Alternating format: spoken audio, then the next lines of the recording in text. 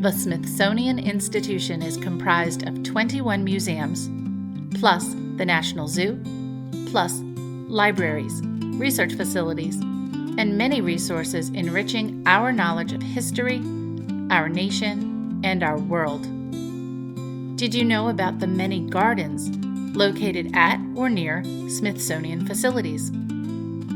If you plan to visit Washington, D.C., do not miss these amazing spaces. Right now, in May 2025, the Kathrin, Dulin, Folger Rose Garden is in full bloom. It's located at the Smithsonian's Arts and Industries Building, right next to the castle on the National Mall. It's easy to get to by car or by metro, and is an easy walk from any of the other museums on the mall. I'll be quiet now. Please enjoy my photos and video from my visit on the morning of May 10th, 2025.